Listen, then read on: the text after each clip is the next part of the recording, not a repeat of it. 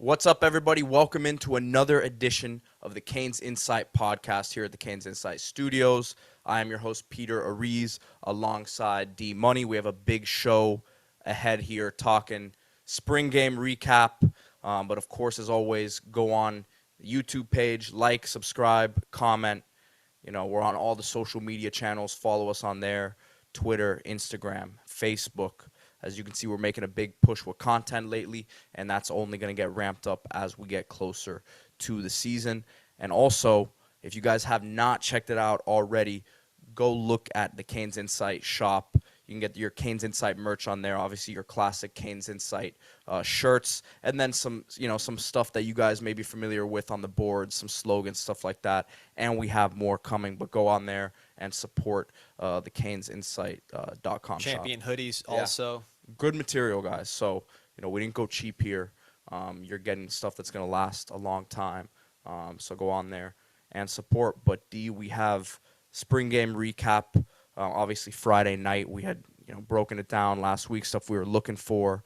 You made a big post on the website that you guys can go on there and check out, right? But your overall biggest takeaways from the spring game. Well, first of all, I wanted to plug the YouTube stream. So not just doing this podcast, also have a live stream, more kind of crowd, fan base interaction with the Canes community. So check that out. Ran, I think, on Thursday, right? Yeah, you can go check. It's still up there now, so you can get a glimpse of what it was like when we did it live. Yeah, a lot of fun. That'll be another thing we're doing. But as far as the spring game, a lot of the stuff you saw in spring practice and you heard about on the CanesInSight podcast, you saw in the game. I'd say two things that were very different. You're missing your top two guards, Javion Cohen and S. Cooper. Both of them are fine. No long-term concern there, but they were held out, kind of last-minute scratches. So you're missing your two stud guards. Made a big difference in terms of the interior pressure and the overall look of the offensive line. So that was different. Also, Ja'Carri Brown played probably his worst scrimmage practice of the spring under the bright lights. So that's unfortunate. Cristobal made a comment in the post game that, he was sad to see that because it didn't really reflect some of the progress. But at the same time, the inconsistency is real, and you saw some of that over there in Lockhart, now Drive Pink Stadium. So those two things were somewhat different than some of the things you saw in spring, but a lot was the same. The offense, a lot more fun to watch. I think anybody would agree that the scrimmage on Saturday was a lot more fun than last year's spring game. You saw the freshmen making plays, the true freshmen, really the Cristobal recruits top to bottom. As far as last year's class, which was sort of a last-minute class, you saw Ahmad Moten with 2 sacks, one of which was called, the other one they just let the play roll, but would have been a sack against the first team, beating Matt Lee, which is impressive. Talk about Cyrus Moss, signing it from Las Vegas, didn't play a ton, but looked really good on the edge, showed that natural bend, a little bit of his ability to play in space, can fit as a hybrid in this Guidry defense, a role Nigel Lee Kelly is also playing. So he flashed. You saw Francis Mauigoa from this year's class looking exceptional. Just the athleticism when you see him in person on the field is something to behold. I always thought the Penei Sewell comparison was unfair. It's just a top 10 pick compared to him. But what the recruiting sites always said was, if you look at the testing numbers from when they were in high school, Mauigoa was actually ahead of Penei Sewell pretty much across the board. And seeing him in person, that athleticism is absolutely real. He was pulling all day, effectively, powerful at the point of attack, and there was a play where Jacoby George had a catch and run where you saw Mauigoa basically sprint and accelerate and knock out Markeith Williams, who's a safety, to pop a big run. It looked different from what I've seen on Green Tree for many, many years. And he may not have been the best Mauigoa on the field. Francisco Mauigoa, the transfer from Washington State, I watched 3 or 4 of his games last year. He was playing next to Henley, linebacker at Washington State, who's not going to be an NFL player. And, he looked good, but he didn't look like a star like maybe Henley looked like. Watching him in this spring and the spring game, he looked like a star. I think he's a guy that's getting better. He's got a lot of physical tools. High school skill position player, played quarterback, played receiver, big body, has the physicality to expect from a Samoan player, as well as high IQ, tremendous instincts. He can rush. You see him blowing up the A gap. You see him had a nice chase down of Jacoby George on a screen play as well. Yeah, he can run. He has multiple interceptions this spring. Just does a lot at the linebacker position and brings the attitude that you want to see. So he's someone that he'll definitely be a major upgrade, but he might even be an impact player in the ACC. That's something to watch as far as, impressing you in the spring game. Nathaniel Joseph, Ray Joseph from Edison, the slot receiver. He looked very quick, very smart, opportunistic, made a tough catch in between two linebackers, just showed you a lot of production, which he's done throughout the spring. I mentioned had 4 touchdowns a couple Thursdays ago. Scrimmage, he's been balling out consistently, and now in the spring game, has a big game with a touchdown catch from Emory Williams and a lot of big plays. The upperclassmen receivers, Colby Young, Xavier Restrepo, the older guys, both looked really good as far as starters. I think Colby Young, we talked about all spring, how his lost weight is affecting him and making him faster. I think those of you who were at the scrimmage or saw it on Saturday saw that speed and that improved explosiveness from him. Restrepo, what you really see in person is this guy's built like a running back. When he catches the ball, it's not, Barrios was extremely athletic, but Barrios wasn't necessarily breaking tackles after the catch like this guy is doing consistently. I think that's what makes him unique as an after-the-catch threat, and obviously a guy that TVD loves. So impressed with those two. The other receiver spot, you saw Jacoby George make some plays. Isaiah Horton make some plays. Those guys need big summers because Miami, as we'll talk about, is going to the portal to try to push those guys and find someone who can come in right away and compete and fill that trio with Colby Young and Xavier Restrepo. Some real depth getting built, which you can't say that about many positions right now on the roster, but some real depth at tight end, which we talked about multiple times during the spring. You see Jaleel Skinner with some added weight, his ability to break some tackles now and obviously continue to be a vertical threat, but as well as Riley Williams, who had a great first spring at Miami and a chance to get a lot of reps, maybe more than you would have expected him to get, prior to him getting on campus. But what a big opportunity for those guys in the spring. That's a group that when you look at, it looks the part. It looks Miami. They're all about 6'4", 6'5". They all have some size to them. They all have some athleticism to them. So that's one position where Miami is pretty much where they need to be. Now, they need an All-American tight end to be where they need to be. None of these guys are that yet. I think Arroyo, he can recover from the injury, has the talent to be that sort of NFL every down tight end who can also use his athleticism. But talented group. Riley Williams looks like a stud. There was a reason why we had to beat Ohio State and Alabama to get him. Jaleel Skinner, you notice the added weight. And I think where Skinner really can thrive is running after the catch. He's always had those long strides. So if you get him the ball, he can eat up grass in a hurry, get you 30, 40 yards at the tight end position in a way that's unique. Kind of like Will Mallory. You saw him do sometimes, but maybe a little more power at the end of it now that he's gained some weight. You see him breaking tackles and showing a little more. I think as he gets stronger and heavier, he's going to continue to break tackles like he did in the spring game and be more of an after-the-catch threat with that aspect of his game. You talked about the guys missing in the interior offensive line, and really we see the lack of depth in the second and third units of the offensive line right now. But if you look at the other side of the ball, the defensive line had some really good moments. How much of that is the continued, growth of that group with some guys who are out right now, or, just the flat out bad second and third units of the offensive line? Because you see a Ruben Bain with 3 sacks, Moten, who you've harped on all spring. He has a really good performance Friday night, and Coach Cristobal, singles him out as a top performer. So how would you assess the performance of that group on Friday night, and then moving forward, how excited are you about that group, or how concerned are you because there are still some gaps to be filled in there? What I heard from somebody at UM, this was really the first couple days of spring, they expect defensive line to be the strength of the team. When you look at the unit in spring, they're missing so many guys, you can't really compare, but you still saw a Nigel Kelly who looks like a potential NFL player as far as length and talent. You saw Ahmad Moten continue to progress. Cyrus Moss, the flashes we mentioned. Chance Williams getting better and better with all the work he puts in. He's one of the hardest workers on the team. You see that slow and steady development there. Branson Dean, while he was on the field, saw his twitch and ability. So Lichtenstein, you liked him always, and had an eye on him. So you see those guys do things, and then you're adding a Leonard Taylor, Jared Harrison Hunt. You're going to add someone in the portal who's going to be a big, athletic defensive tackle. You're going to add a Jafari Harvey, Akeem Mesidor, who played a little bit at the end of spring, but really one of the best players on the team when he's fully engaged. So that unit, I think, showed what you wanted to see because the young players developed. Ahmad Moden, who before the spring we kind of circled as this is a guy to watch. He had a productive spring and did what he was supposed to do.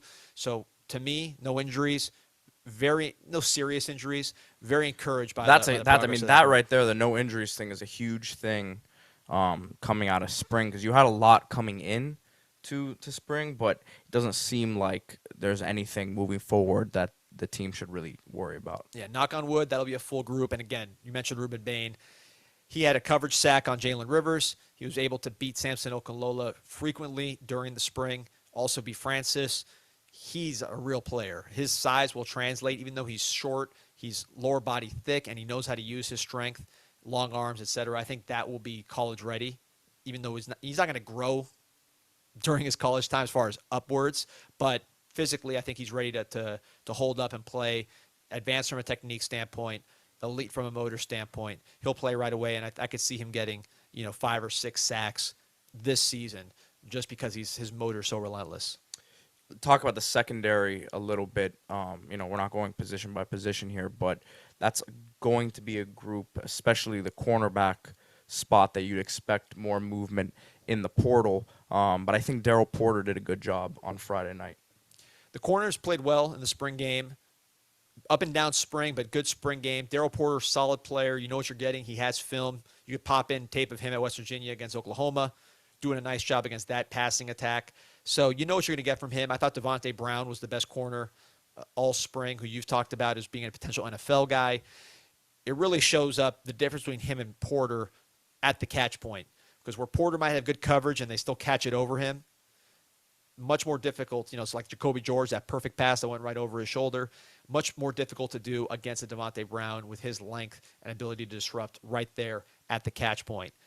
One possibility, and I talked to somebody about this around the program, could we see Devontae Brown and Damari Brown, who are brothers, starting at corner for the Miami Hurricanes? And I was told that is a very real possibility. You got to see what happens when Damari Brown gets here, but that's a real possibility. Daryl Porter will be firmly in the mix. American Heritage really stepping up for Miami. Who would have After thought all this? these years. Unbelievable. And IMG, it's a bizarro world, but those guys are all going to be relied upon to fortify Miami secondary.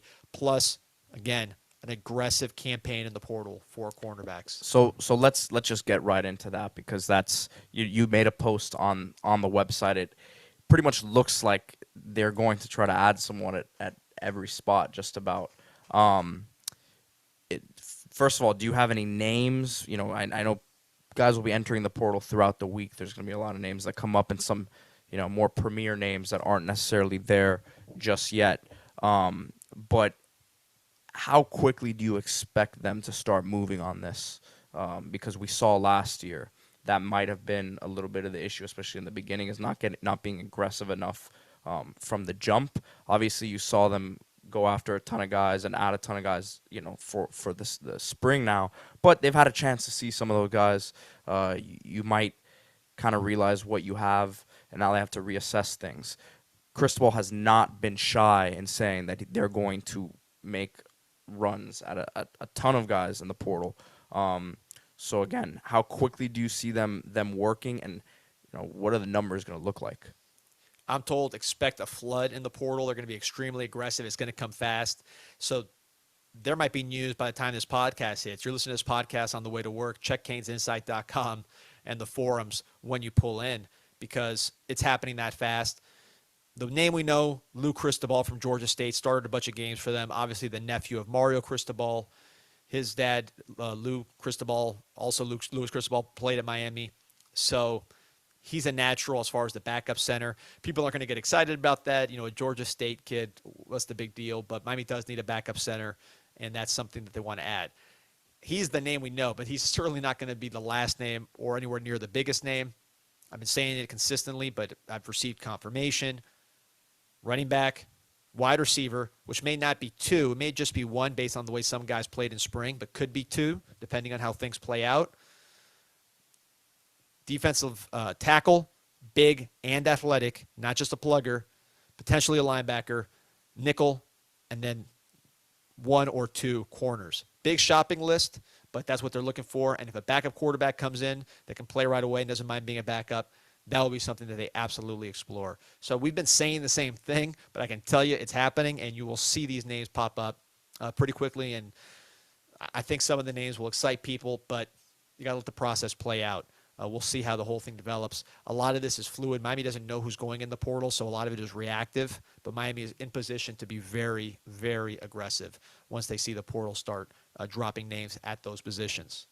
So, D, recruiting-wise, outside of the portal, a couple big pickups over the last few days. I know you wanted to get into that. Dylan Day and Chance Robinson. Chance, local guy out of St. Thomas Aquinas, big-bodied receiver. Dylan Day from the boot, from Baton Rouge. You know, we know how much talent comes out of that area, and it's good to see Miami continuing to dip into Louisiana. And you'd expect them to with Guidry's ties down there. But can you talk about both of those guys real quick?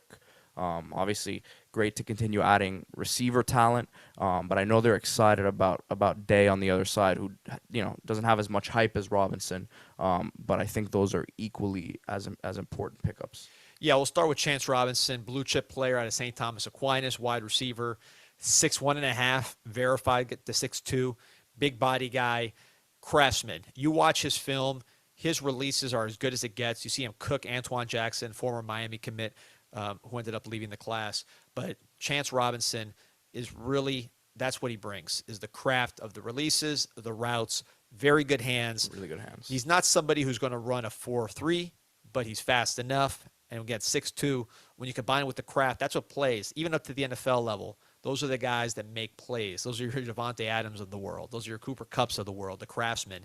That's what Chance Robinson brings. Also a long jumper, so he has some athletic ability on the track. But really, it's about his pure receiving ability. This is a guy who's been very productive. A lot of catches at St. Thomas, not somebody who is more potential over production. He has the production. And what I like about him is toughness. You watch his film, he's blocking, he's burying guys in the dirt. He's bringing elements that we've not seen at receiver at Miami. When you talk about, again, toughness, blocking, craft. You had that with a guy like KJ Osborne, on Allen Hurns, certainly, but you don't have it consistently. And too many highly recruited blue chip guys that come to Miami. Braxton Berrios. Again, the NFL guys have had it, but a lot of guys have come to Miami that had superior athleticism to those guys, but didn't have those traits as far as the craftsmanship and the toughness. So that's what you get from Chance Robinson. I think it's a needed thing. Obviously plays for South Florida Express with JoJo Trader, a 5-star wide receiver out of Chaminade, and Jeremiah Smith, another receiver out of Chaminade, best receiver I've seen down here since I can remember, Andre Johnson maybe. No Erman Lane. But, we talk about Chance and that South Florida Express. You got to get in there. And I think Chance is in. He showed up to the spring game with JoJo Trader. JoJo Trader starting to trend more towards Miami. He's always liked Miami. He needed to see Miami's new offense. Liked what he saw in the spring game as far as schematically, the ball in the air. So expect that to help with those South Florida Express kids now that you got a foot in the door and breaking the stranglehold from Ohio State. So Chance Robinson, huge pickup. And then you talk about another big program, Southern Lab, Baton Rouge, going down there to get Dylan Day. Not as highly touted as a Chance Robinson. This is somebody who really is an unknown on the recruiting, as far as the recruiting services. He does have Power 5 offers, and he'll have more as time goes on. But this is someone that Guidry liked. Guidry liked him at Marshall. Guidry liked him at Tulane. Guidry liked him at Miami. Went and got him. You watch the film. Some of the most fun film you'll see. Extremely, extremely physical. This guy is looking to bust heads, whether he's involved in the play or not, whether he's just blocking for someone on interception. He's trying to knock people out, sometimes multiple on the same play. Even though he's a lanky guy, he's got natural strike and pop when he hits. Again, pop the film in on Dylan Day as junior highlights on CanesInSight.com. You'll have a lot of fun watching those. Shows corner ability, plays linebacker, plays safety, plays wide receiver, so he has some ball skills. Really versatile. I think at Miami, more of a nickel, And people think of a nickel as just a small, short, kind of quick guy, but you need some run support at that position, especially when you're not playing the traditional Sam anymore. So in your base defense, so he's somebody I think is going to be physical. Miami liked his frame on the visit. They thought he was tall, lanky, going to fill out really nice. He has verified measurables, 11.3 in the 100, which isn't that fast, but I'm told he ran a 40 electronic that proprietary times can't exactly say, but he should be a 4.5 guy once he fills out and gets some more training. He'll get heavier, he'll get stronger, but the versatility and the toughness and the instincts very much needed in this secondary. So this is, to me, a good take. Some of the other guys, and we'll talk about some other names I need to see more from as far as Miami pursuing the more the evaluation kids, the 3 stars, and we'll talk about some guys that might be on the horizon. But of all that group, Dylan Day, the one who committed, I think is the most exciting prospect based on what we've seen on tape. Other names to watch for in the future as far as commits, Juan Minaya from Paramus, New Jersey. This is a 6'6", 315 former basketball player. Got offers recently from Penn State and some other big schools, starting to pick up interest. Mirabal loves this guy. He's low, kind of like Frankie Tinalau. Not a lot of hype recruiting-wise, but starting to get some big offers, and just the size and body type alone, being a 6'6", 315 kid that's not fat. I want to see more athleticism from him, just watching the film. Just a little more pop, a little more leverage. But he's somebody who you can see why Cristobal likes him and Mirabal likes him. They want size. Mirabal said in one of his interviews, mass kicks ass. He wants big guys. He got big guys last time. The highly rated guys were big. The sleepers were big. Minaya fits in that latter group as a big sleeper who should be continuing to rise throughout the process based on his current offer trajectory. I like Miami for him. Isaiah Thomas, another name. This is a 6'3", 197-pound safety from Clearwater, originally from Ontario, Canada. Runs in the 4.63s. This is somebody with a lot of physical ability, big safety. Coming off an injury, ended the season last year. Sophomore tape better than the junior tape because of the injury. I've heard great reports on him from Miami. I want to see more just on the field when he comes back, but you can see the size is obvious. This is a big, big kid who can run. So excited to see his development. I think he's somebody that Miami will land potentially very soon. Big schools in the mix there, Florida, Florida State, and some big out-of-state schools. He's a pretty highly recruited kid at Clearwater, which is a haven for international players. Again, him from Ontario, Canada. One more player I wanted to mention, Ricky Knight, corner from Benjamin. This is the same school that produced Micah Mays last year. Kyer Elam a few years ago, who was a first-round pick out of Florida. Ricky Knight, 6 foot, not the fastest guy in the world. That would be the knock on him, but has high interest from Florida State. That's who Miami's battling. This is a smart player, a guy that gets a lot of picks on the 7-on-7 circuits, really flash in that respect. Also, on the field and pads, instinctual, can diagnose, can tackle. So really a solid player. Me personally want to see the athleticism over the course of the summer and see really get a close eye on him and evaluate for myself just how he moves, because that's a speed position, it's a traits position. But at the same time, we've seen guys that were more football players and athletes go to other schools and blow up from South Florida. So Ricky Knight is someone who I think Miami will have a great shot at beating out FSU for at the cornerback position. So those are some names to keep an eye on. But people are going to be listening saying, what about the 5 stars? You had multiple 5-star, pretty much every 5-star, high 4-star defensive lineman in the country was at Miami this spring. So Miami training very well. JoJo Trader, the receiver. T.A. Cunningham, the defensive lineman. Justin Scott, defensive tackle. Aiden Breland, defensive tackle. David Stone, another blue chip defensive tackle. The defensive ends that visited Elijah Rushing. A couple others have high interest. So Miami is really making moves with those big-time defensive linemen. Linebacker Dylan Williams from California. So these are blue-chip guys that Miami's doing good things with. Caleb Odom I wanted to mention from Georgia, from Carrollton, Georgia. This is like a Kyle Pitts type wide receiver, tight end, top 100 player that's really skyrocketing up the rankings. He visited Miami and absolutely loved it. I saw him up close while he was on his visit. He was chatting up with Elijah Arroyo. Looks like a basketball player, but not skinny. He's going to have a nice frame once he fills out, and he's a big, big-time athlete. Watch his film. You could see over 1,000 yards last year with top 26 quarterback Julian Lewis.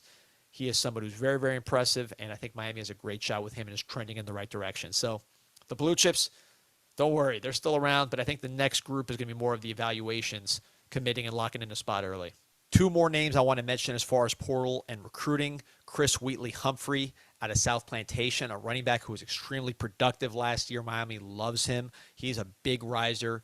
A lot of momentum building there with him. They would love to add him to the running back room. They think he is a future star, someone who 3-star now, but I think like Chris Johnson last year, he'll be a 4-star by the end of this process. No question about it. Just watch the film on Chris Wheatley-Humphrey. And then the portal. The Miami has offered a guard out of Wyoming, originally from the Ivory Coast, Emmanuel Pregnon. Hopefully I'm pronouncing that right. But big guy, super talented. Just Miami's not going to ignore a very talented offensive lineman in the portal. Freshman All-America by some publications last year. So he's someone that Miami is interested in. This guy's got offers from Tennessee, other big-time programs. But Miami is going to be aggressive. Even at a position like offensive line where you say, okay, all they need is a backup interior offensive lineman, they will still pursue studs if they can get them, just to add talent to the roster. So keep an eye on those two names, especially with Chris Wheatley-Humphrey. I think that one's building steam fast. So, D, switching gears, we had a chance to break down the spring game and all that, and the football stuff's nice and fun, but the crown jewel program for Miami Athletics right now being the basketball program, we've had a few weeks to come down from the Final Four hangover and kind of look back on the great season they had the last 2 years, really, because it's going to be the changing of the guard now. With today's news that Isaiah Wong is going to be declaring for the draft, and he looks like he's full out declaring he's going to be signing with an agent. Normally they'll say not hiring an agent, we'll test the waters, do workouts, figure out kind of where he's at. But after having done that, last year, he's ready to turn the page. Obviously, with him and Jordan Miller gone now, it's going to be a big part of this identity, big part of this team, which we expected this move, right? But I know some people around the program were holding out hope that maybe he did use his final year of eligibility.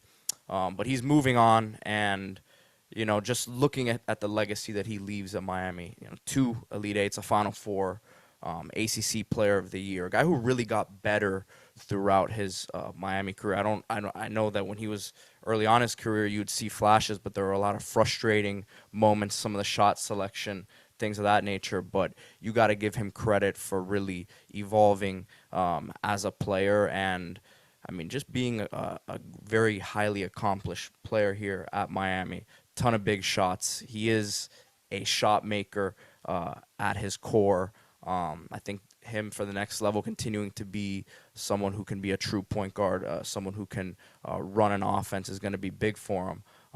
But I think he's going to be able to get a bucket wherever whatever level he plays at. Yeah, the 3-point shots started coming later in his career. That shows you that he's a worker. And like you said, accomplished individually, team-wise, improvement-wise. He's done everything. Aside from getting upset when you had the big deal to Nigel Pack, which I understood his position. That's natural. We'd all kind of react in a pretty similar way. Ultimately came back, stayed with the program, and did huge things. So what can you say about Isaiah Wong except thank you for what you've done? He's a true Cane and someone who's going to be remembered very, very fondly. I bet his jersey might hang on the rafters because of what he did, both individually and team-wise. And was a highly recruited kid, too, who came to Miami during a time that there was some uncertainty, obviously. So, hats off to him. Absolutely. Now the fun begins again because now you see who's going to step up and fill in that spot. Portal situation, which we'll talk about. But really, I'm looking at the internal improvement because now Nigel Pack, there was some tension last year, I thought, where Pack really wanted to let loose a little more, but he had to defer a bit to Wong, and he couldn't just let it rip like he maybe wanted to. I think you'll see more of those way downtown like he did in the threes. Houston game, yeah. Right. And then, that makes it easier sometimes to shoot when you're not worried about it. You're saying, all right, I got to shoot, I'm going to shoot. It makes you shoot better even though the volume's going up at times and that maybe the contest goes up, but you're going to shoot. You're not hesitant. So I think you might see a jump in Pack's game, and then certainly Wooga Poplar, he's going to have the leash off. He's going to be playing and expected to play like a Wong. He has a beautiful shot. He can get to his shot. He's someone who you'd hope to see a massive leap. And while there be portal additions, I would think the portal additions will be to complement those guys, and then those guys are able to improve their games to fill that gap as opposed to having someone else replace Wong. Well, and the other guy I would mention is Chris Watson, who, essentially this was a redshirt year for him at Miami, but I would look for him to take a similar leap to what Wooga did this year to next year. Last year to this year. And then Bensley Joseph is another guy as well who, you mentioned at his defensive ability and his length becoming a problem, even though he's not the biggest guy in the world, right? He brings that defensive intensity, and he made a lot of big shots for Miami this season. I would expect him to continue to develop offensively. But Chris Watson is the guy from Washington D.C., St. John's, a real good program up there. And you heard Jordan Miller in his press conference last week, I believe it was, his exit press conference, if you want to call it, that he's a guy who, once the game really slows down for him, as a scorer, he's going to be a problem. 6'7", 6'8", can shoot the ball, really good athletic ability, can score it off the dribble. Larrañaga has, throughout his Miami coaching career, and probably before that, I can't say I followed him very closely at George Mason, but he hasn't always trusted the young players and hasn't put them in the most prominent situations. So that's always one of the big things about developing in Miami. If you can get past that first year or two, then you're probably going to be a way better player than when you first came in. And that's just what Larrañaga and his staffs do, is they develop guys. He's someone within the roster that I'm really looking at next year to take a big leap. But a couple guys who were confirmed to be visiting this past weekend, Dayton's Mustafa Amzil, and then Northwestern's Robbie Baran. A couple guys who kind of similar, 6'8", 6'9", can stretch the floor, shoot about 35, 36% from the three-point line. Amzil showed the ability to also score, around in the post, around the paint. But Baran, I found it interesting just doing some research on him. I saw a tweet from last year where Chris Collins, the Northwestern coach, said that Northwestern would be using Baran in some, roles similar to what Miami did with Sam Wardenberg. And this is something that John Rothstein tweeted back last October. So that was interesting to me, obviously not knowing any sort of connection at the time between Baran and Miami. But you didn't have that last year at Miami, a guy who could stretch the floor from that spot. You saw Jordan Miller play that role, most of the year as the 4. But you need multiple guys to replace Jordan Miller. And I think Amzil and Baran would be really good fits. Their numbers aren't going to wow you from a points per game perspective, but that doesn't necessarily scare me. I think, again, we know what the core of the team is going to be next year. We've talked about it the last couple of weeks.